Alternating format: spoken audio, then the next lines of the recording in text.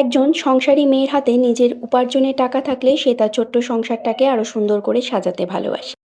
Hello everyone, আমি লিপিকা।